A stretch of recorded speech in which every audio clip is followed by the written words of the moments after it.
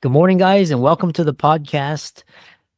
For those of you listeners that are interested in hearing about AI, what it is, how to use it, leveraging AI to buy back your time, to learn how to use AI to scale, grow, and also how to automate, delegate, eliminate, and becoming an AI first CEO, I have Aarti Anand from Denver, Colorado. And we're also going to get into the details of you are not born that way, you became that way, which is going to be really interesting. Aarti, welcome. Thank you, Chris. I'm Yeah. excited to be here. Yeah. Briefly chronicle your journey and how you got to be doing what you're doing now. Absolutely. So, I've been building software products for almost 15 years now. And somewhere along the way, I was also hopping on sales calls, helping the sales team sell the products that my teams were building. And I had this epiphany. I am already good at building, and now I'm helping someone else sell. I should just go do that for myself. So that's how I started my business. And it's been a wonderful and fun journey because now I get to help business owners automate the boring stuff and the manual things that they end up doing almost on a daily basis. And I always say, why walk when you can fly?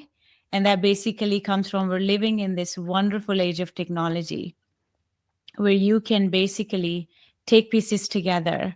And if you think in workflows and not tasks on a daily basis, then you basically just try to connect the dots. I end up doing this daily, weekly, monthly, and the technology is already there.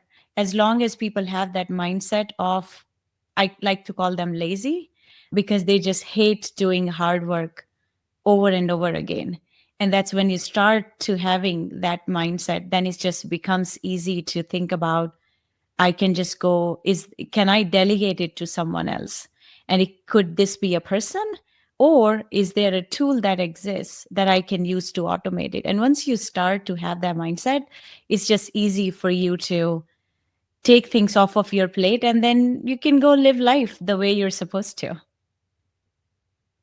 Yeah, I love that. And recently I was tutoring my nieces, and we're using ChatGPT, and their school math problems are like 20 steps, and then we're using AI to condense down to 3 steps. And then for some reason schools call that cheating, whereas in the real world it's actually progress and efficiency. We'll bring it to, so one thing is, in your bio you have, you are not born that way, you became that way. What do you mean by that? That's a great question. Yeah. So I think as human beings, we're conditioned to live life a certain way. You you're born, and then you go to school, and then you get a degree, and then you go get a job, and then you do again XYZ. And that's, we've accepted that as a norm for whatever reason, because that's just, these are the conversations we have had with our parents almost on a daily basis. And then in the end, you wait to retire, and then you want to do the things that you want to. But the thing with retirement is, when it comes, you're at an age where you don't have the energy to do those things. You can't go skydive, you can't go surf, although maybe some 70 years old are doing that. But again, you may have the money, but also have the time, but you don't have the energy. And I think, again, I keep saying that in this age of technology, the way people are building businesses, they're challenging all those assumptions. They're not going to school, they're not getting degrees, they're not finding jobs and then going off.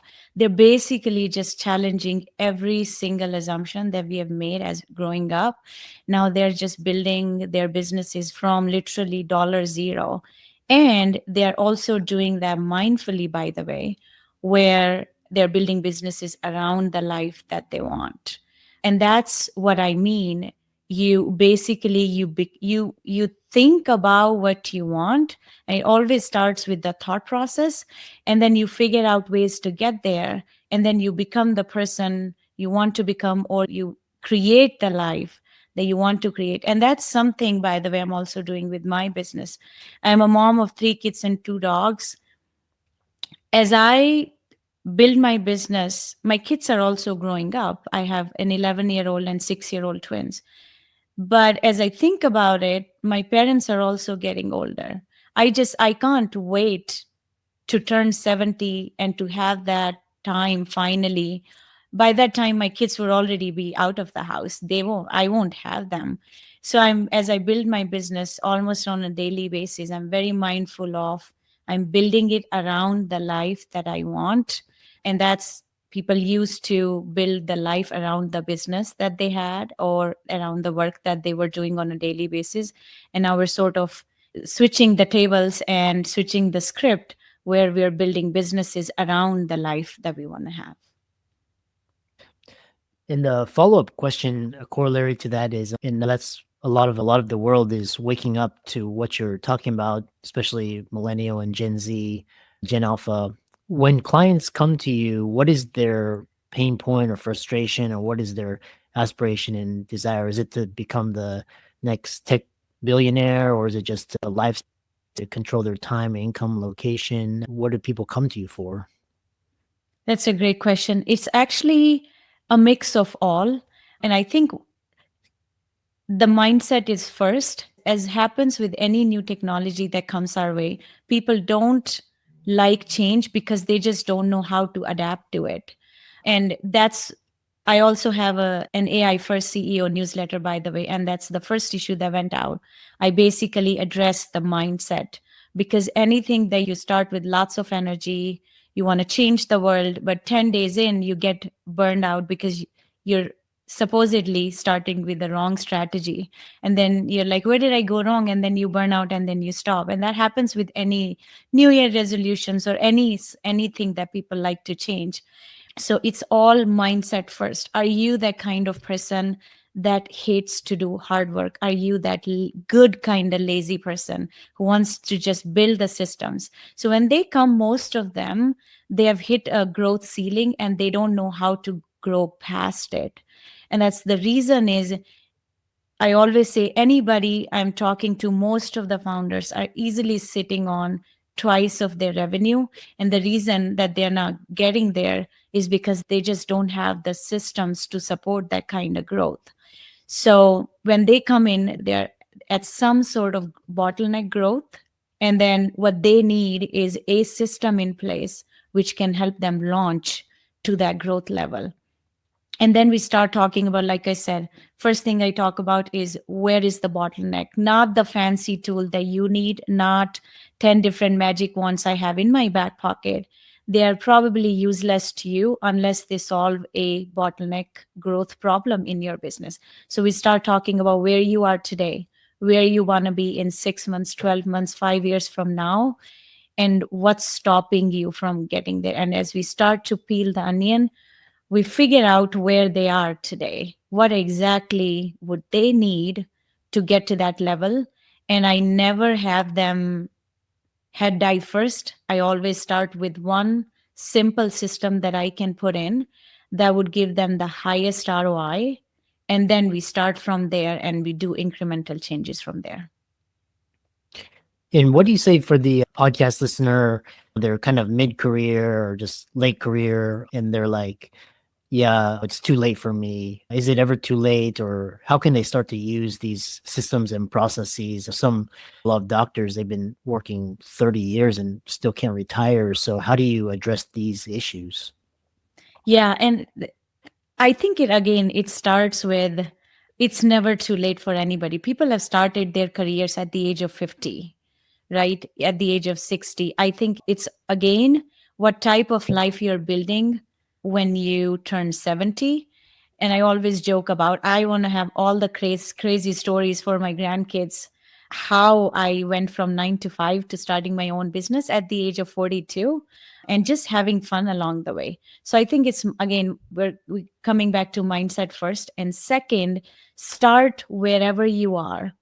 I think it's really about the talent, the skills. It's always about what do you need to get to that next level in a year from now. And you come back to the daily standards that you have to hold yourself accountable to in order to get there. People have built their apps at the age of 50, and they have done that over a period of 3 months, 6 months, 12 months. But that didn't happen overnight. You had to show up to the gym and do the strength training on a daily basis. I ran my first half marathon at the age of 42. And before that, I had never run past 2 miles. So I think we overcomplicate by the amount of work it takes, but then we also forget to remember that it starts with 1 mile every day. It starts with 15 minutes in the gym every day. And similarly, in terms of business and the type of the retirement or post retirement or the type of bank account you want to have at the age of 60, it again starts with putting 1K, 2K, 3K. And what is one thing that you can automate today that takes you out of the system, out of running inside your business? Because to be honest with you, if I am a CEO and if my hourly rate is 500, I cannot sit down and keep checking my email on an hourly basis. Then I'm doing a 10-hour job. So it's really just zooming out to the 5,000-foot overview level and then think about what is it that's sucking the time and the life out of me, and I want to delegate it. Do I hire a VA who would do that for me? Or is there a tool that exists, or someone may have already built an automation? We would just automate that for me. And then I can go do the thing that would give me a return on 500 and on an hourly basis. Yeah, I think in what was really interesting is people overestimate what they can do in the short term and underestimate what they can do in the long term. I think Tony Robbins said that. Yeah. And so the other question I have for you is when you talk about mindset, and I love how you're changing paradigms, and a lot of the millennials and younger generation, they've started businesses, they've sold them, they have lifestyle businesses, they don't work for people. And so they're enjoying, like they have time, location, financial, they have emotional. What are some hacks or habits that you personally have to increase your energy? I've been studying some longevity, but what are things that you do to increase your energy? I love that question. I think people underestimate how health is supposed to be the top priority. It's not their business, not taking care of anybody else. And there is a very popular saying that I always keep close to my heart is a healthy person has many goals, a sick person only has one, right? If you struggle to get out of bed, what can you do? You can't run your business. You can't even go take one single meeting. So, health first. And the way I've started thinking about it right after I turned 40 was I run because I want to increase the lifespan. I want to live longer. And if I have good heart health, it's going to help me live long. But that living longer is not the ultimate goal. You also have to have that quality of life on a daily basis. And that's why you do strength training. So you strength train to have the quality of the life. And if you combine the two together, then you have the best of the world. But that's only 20% because that's physical. 80% is what you eat. So I've done lots of research and lots of programs over the years. I think what finally has helped me to get in the best shape of my life after having 3 kids and doing all the things in career and business. I think finally what stuck was calculating my macros. So I do no salt, no sugar, and no oil. And that has become a lifestyle for almost 6 months now. And I've never had more energy than I do now. And I think when I paired this with running and the strength training, that's my secret recipe. Well, that's really fascinating. A lot of the entrepreneurs I talk to, they wake up early, they 5 a.m., 4 a.m., and that's like kind of a couple hours to themselves. And and I know a lot of people are turning to like yoga and Pilates and things, alternative ways to increase their longevity and increase their mobility. So next question I have for you is, we have around 5 minutes remaining, and we were talking about optimal lifestyle design and technology. And what do a lot of people are afraid of AI, they're afraid it's going to take their job. But you talk about how AI can automate, delegate, eliminate, and also to actually grow and scale your business. So, how are you viewing AI, and what systems and processes are you implementing to get to the next level? So, whenever someone expresses that concern, I 100% understand where they're coming from.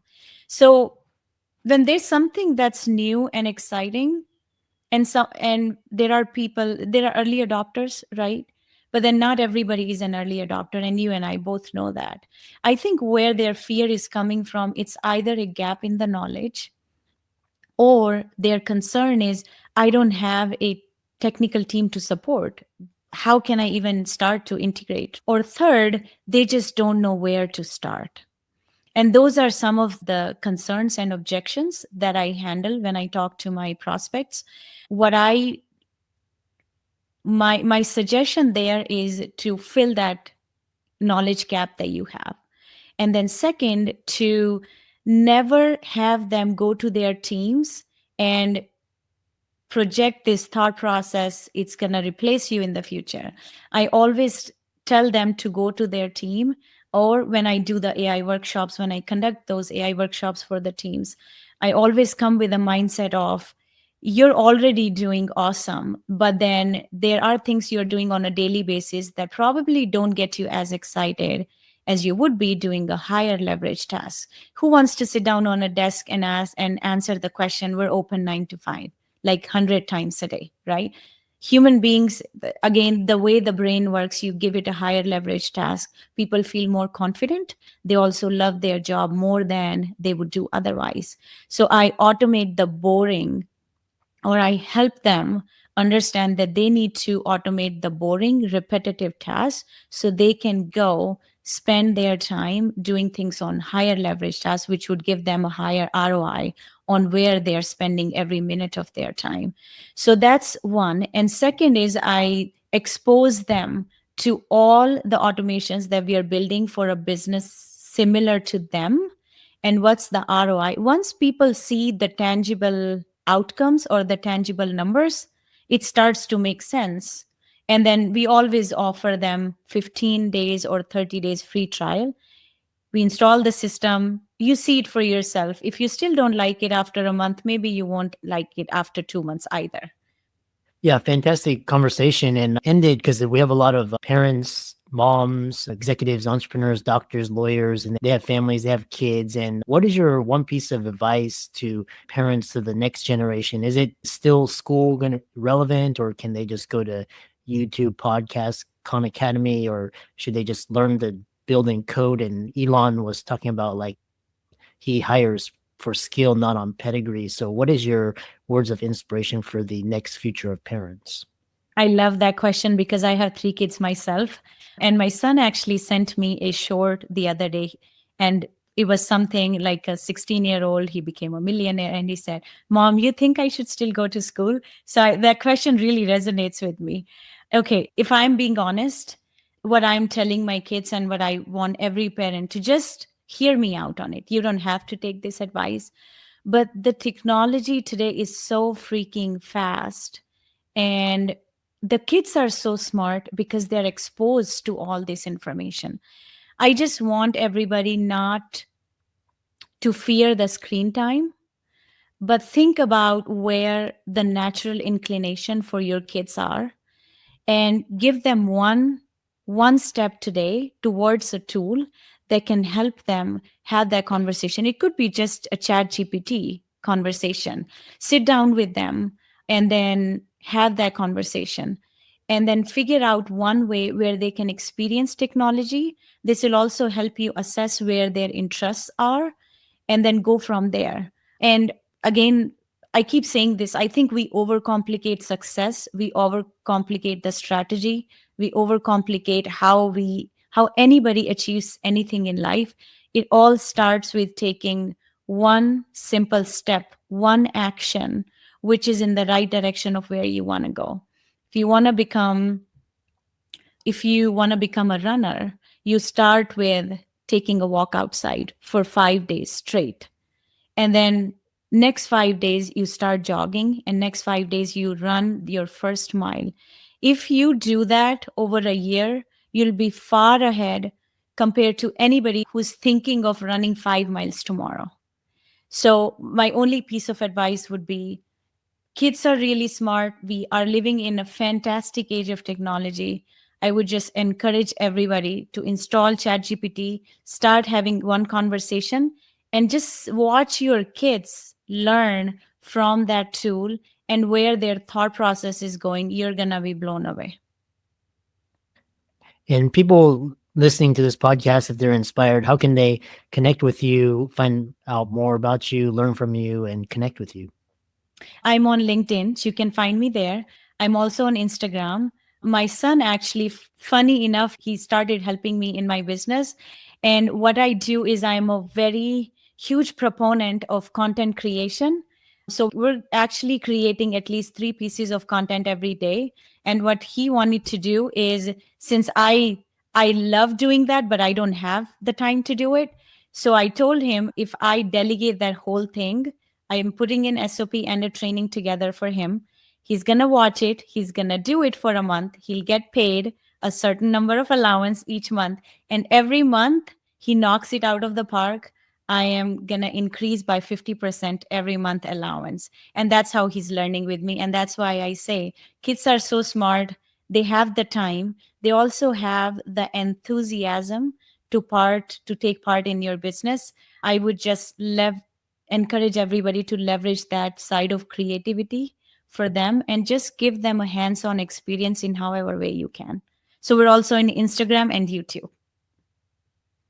Yeah, I love that, and I'm doing the same thing with my kids too. And a really fantastic podcast, and I really enjoyed this conversation. And keep up the great work.